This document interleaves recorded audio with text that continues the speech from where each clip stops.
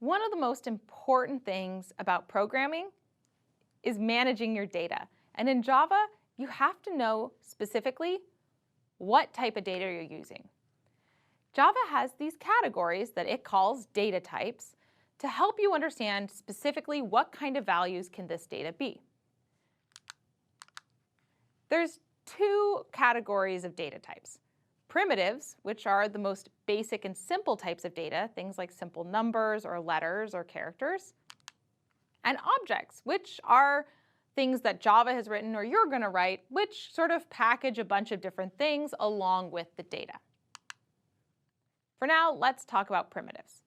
As primitives are typically numbers, either with or without decimal places, you can do a lot of the same things you would do with these numbers as you would on a calculator. You can add, subtract, multiply. You can even use the modulus operator, which divides the two numbers and then returns back the resulting remainder. You can also increment and decrement your data if you use things like the plus plus, which means add 1, or you can say plus equals, which adds into that number however much you're indicating, like here. You can do the same thing with any of the arithmetic operators. Strings are a little bit different than the primitives, again, because they're an object. So for example, if I had you add together two strings, what would that result in? Well, in Java, it means you just sort of squish those strings together.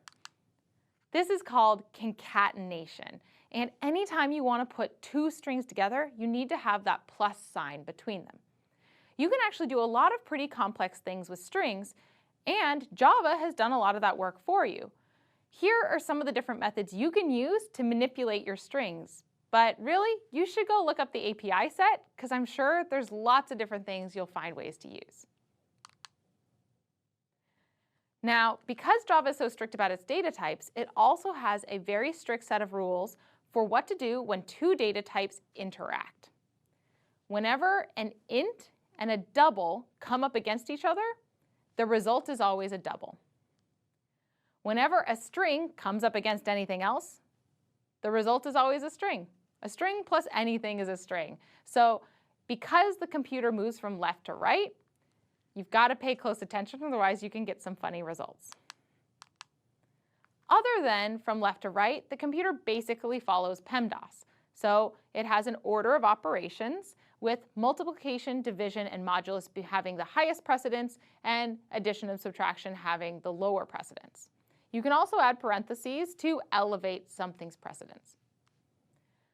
There is a funny thing in Java about when you divide integers. That's because sometimes when you divide, you get decimal places. But one of the rules of being an integer is that you can't have them. So all Java does is when you divide one integer by another and there is some resulting decimal place, it just drops it. So for example, integer 10 divided by integer 3, instead of being 3.333, in Java, just 3. The reason you need to know these data types is because at some point you're probably going to want to store a piece of information and then manipulate it later on. This is where something called variables comes in handy. A variable is a named space in memory for a specific type of data. For example, you could have an int x that starts as 2 and eventually grows to 200. 2 and 200 are both ints, and they could both be stored under the name x at different points in your code. The way that you create a variable is with the type, then the name, then an equal sign, and whatever you want to store in there. For example, you could have string name equals Sam. Once you've made your variable, you use it by name. It's like you've made a new Java keyword. You have to make your variables higher up in your program's order than when you use it, meaning it has to exist before you try to use it. So if you make a variable on line 2, then you can start using it from line 3 onward. Variables also have this idea of scope. Wherever you make your variable, it's only going to live within the closest set of curly braces. And then as soon as the computer gets to that left curly brace, it's going to forget your variable. sometimes you're going to have different types of variables interacting, and you need them to get back to a certain type. You can force a piece of data to become a different variable type through something called casting. The way that you do that is you simply add the name of the type you want that piece of data to be in parentheses. When you're learning to work with variables and data types, it can get a little tricky. One of the most common errors is trying to store a piece of data as the wrong type. That's when you get mismatched type exceptions. A lot of times this means you've done some math on an int, it's turned into a double as a result, but you're trying to store it in an int variable. Whenever you see this error, it's a good idea to go back and check your math and make sure that you know exactly what your variable is at each step. Sometimes printing it out in a println will help you visualize what your math is doing and at what point.